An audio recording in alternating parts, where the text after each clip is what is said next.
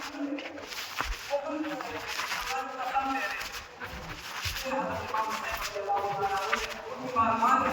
ان کو مشورہ دیا کہ جائیے آپ ان کے ساتھ نہیں کرنا چاہتے تو آپ ہمارے ساتھ مت کھڑے ہو بلکہ اپنے گھر واپس مدینہ چلے جائیں۔ لیکن حر بن یزید نے کہا کہ امام حسین میں ہمیشہ ایک ساتھ جب تک میرے مدد کا نشان باقی ہے میں آپ کے ساتھ لڑ کر آؤں گا، میں اپنے گھر لڑ کر واپس نہیں جاؤں گا، اس لیے لوگوں کو چھوڑ کر آیا۔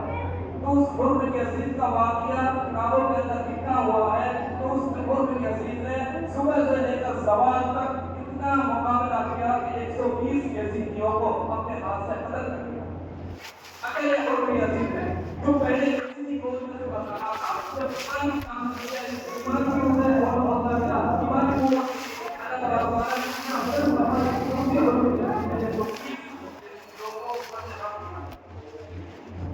پھر زوال کے بعد جب بات آ رہی تھی تو مسلمانوں میں ہمت اور جو طاقت تھی وہ عروج تھی، وہ سب کو قتل کرتے گئے۔ اس طرح ان کے یزید بھی شہید ہو گئے۔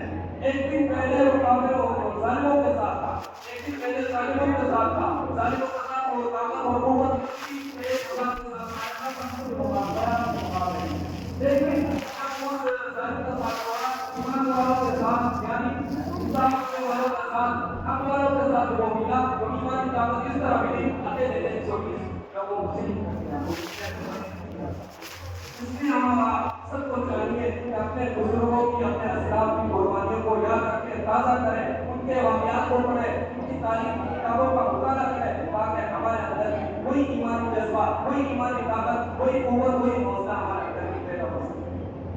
تو یہ 10 محرم جو ہمارا مبارک ہے، 10 محرم میں پروگرام کرتے ہیں، یہ سب نہیں کرنا چاہیے۔ سب یہ 10 محرم کے جو فضائل ہیں، فضائل ہیں، بس یہ ہے کہ اللہ نے حدیث میں فرمایا 10 محرم کو روزہ رکھنا 1 سال کے گناہوں کے کفارے کا مجھے امید ہے کہ سبب اور ذریعہ بنتا ہے۔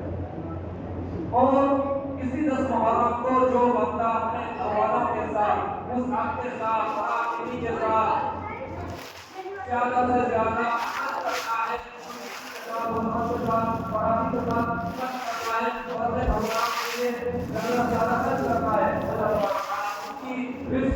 اس کی روزی میں وسعت فرماتے ہیں، فراخی اور کشادگی دیتے ہیں، اللہ تعالیٰ اور زیادہ نوازتے ہیں۔ صرف یہ 2 باتیں حدیث کے اندر آتی ہیں، ان دونوں باتوں پر ہی ہمیں عمل کرنا چاہیے۔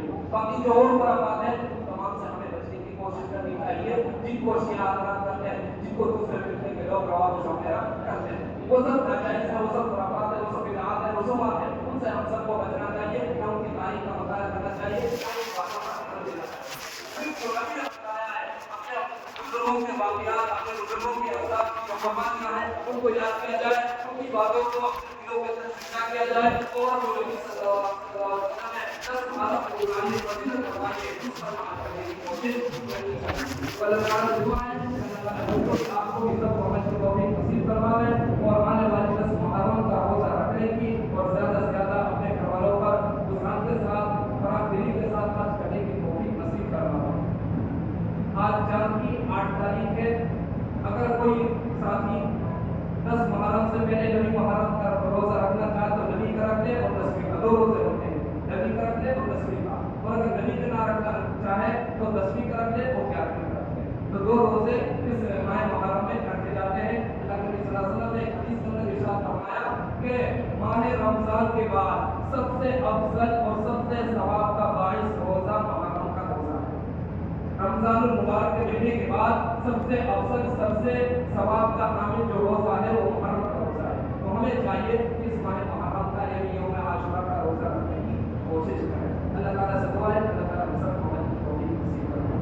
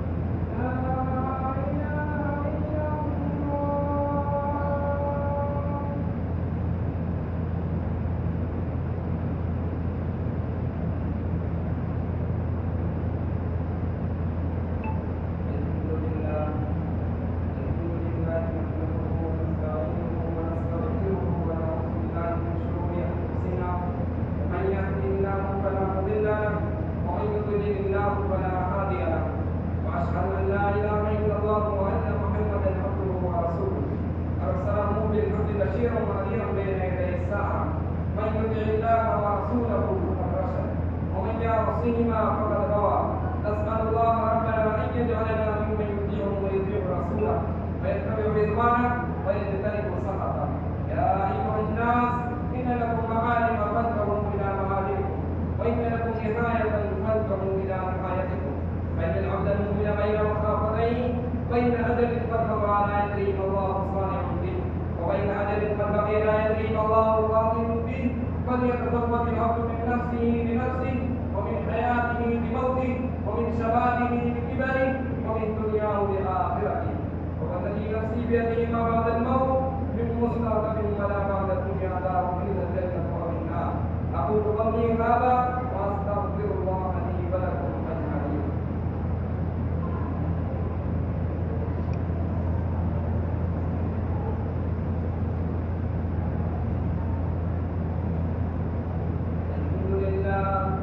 الحمد لله نستعينه واستغفره ونعوذ بالله من شرور أنفسنا.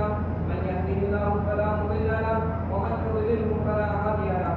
وأشهد أن لا إله إلا الله وحده لا شريك له، وأشهد أن محمدا عبده ورسوله أرسله بالحق بشيرا ونذيرا بين يدي الساعة. من يطع الله ورسوله فقد رشد، ومن يعصهما فإنه لا يضر إلا نفسه ولا يضر الله شيئا. أعوذ بالله من الشيطان الرجيم. إن الله وملائكته يصلون على النبي يا أيها الذين آمنوا صلوا عليه وسلموا تسليما. اللهم صل على محمد عبدك ورسولك، وصل على المؤمنين والمؤمنات والمسلمين والمسلمات، وبارك على محمد وأزواجه وذريته. قال النبي صلى الله عليه وسلم: أرحم أمتي بأمتي أبو بكر، وأشهدهم في أمر الله عمر، وأصدقهم حياء عثمان، وأقواهم علي، وفاطمة سيدة نساء أهل الجنة، والحسن والحسين سيدا شباب أهل الجنة، وحمزة أسد الله وأسد رسوله. اللهم اغفر للعباس وقلبه مغفرة ظاهرة وباطنة لا تغادر ذنبا. الله في أصحابي لا تتخذوهم غرضا من ذاتي، فمن أحبهم فبحبه أحبهم، ومن أبغضهم فببغضه أبغضهم. وخير أمتي قرني، ثم الذين يلونهم، ثم الذين يلونهم. اللهم أعز الإسلام وأنصاره، وأذل الشرك وأشراره. اللهم وفقنا لما تحب وترضى، واجعل آخرتنا خيرا من الأولى. اللهم انصر من نصر دين محمد